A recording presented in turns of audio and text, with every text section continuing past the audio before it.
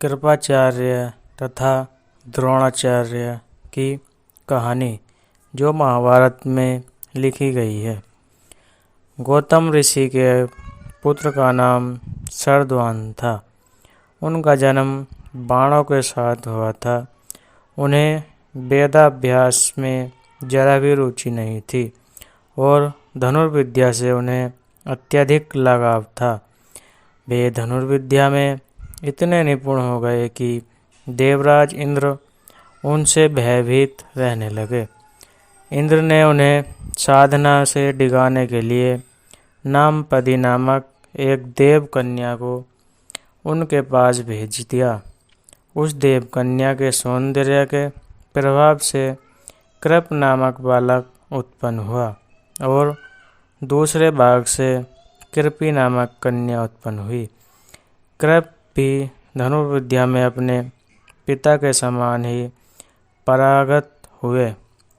भीष्म जी ने इन्हीं कृप को पांडवों और कौरवों की शिक्षा दीक्षा के लिए नियुक्त किया और वे कृपाचार्य के नाम से विख्यात हुए।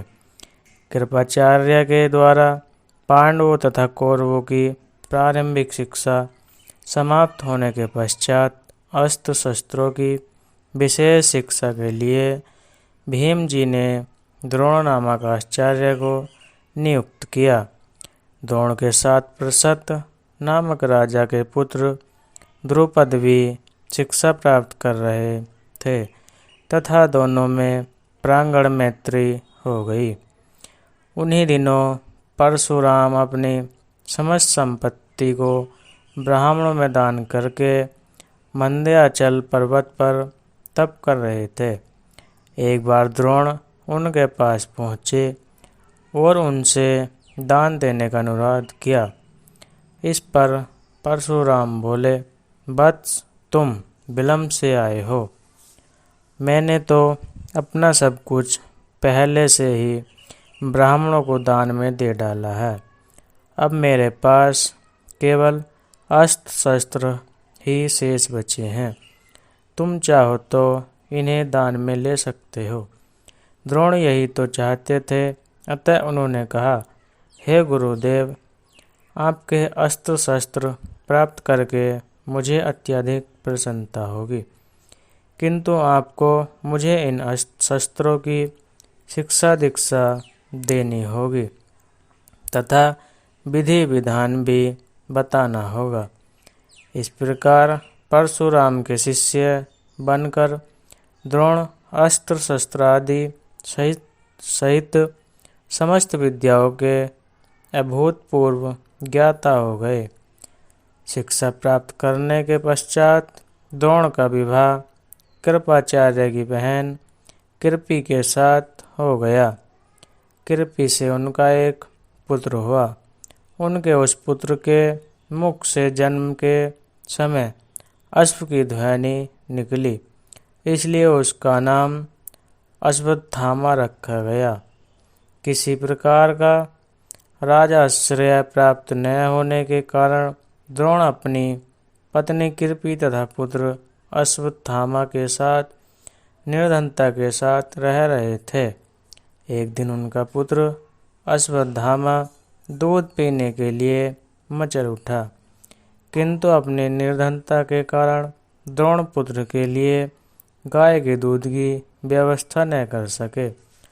अकस्मात उन्हें अपने बाल्यकाल के मित्र राजा द्रुपद का स्मरण हो आया, जो कि पांचाल देश के नरेश बन चुके थे।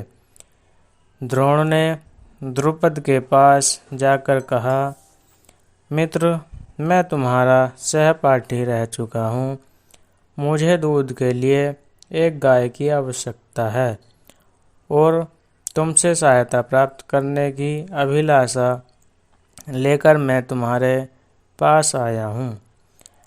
इस पर द्रुपद अपनी पुरानी मित्रता को भूलकर तथा स्वयं के नरेश होने के अहंकार के वश में आकर द्रोण के बिगड़ उठे और कहा, तुम्हें मुझको अपना मित्र बताते हुए लज्जा नहीं आई। मित्रता क्या केवल समान वर्ग के लोगों में होती है, तुम जैसी निर्धन और मुझ जैसे राजा में नहीं।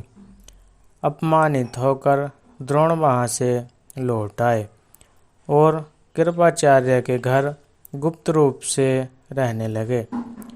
एक दिन युधिष्ठिर आदि राजकुमार जब गेंद खेल रहे थे तो उनकी गेंद एक कुएं में जा गिरी।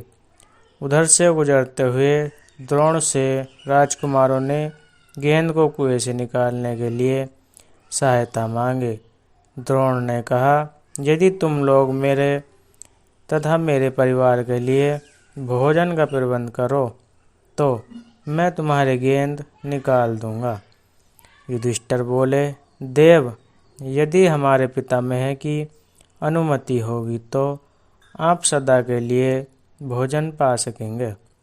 द्रोणाचार्य ने तत्काल एक मुट्ठी सीख लेकर उसे मंत्र से अभिमंत्रित किया और एक सीख से गेंद को छेदा, फिर दूसरे सीख से गेंद में फंसे सीख का छेदा। इस प्रकार सीख से सीख को छेदते हुए गेंद को कुएं से निकाल दिया।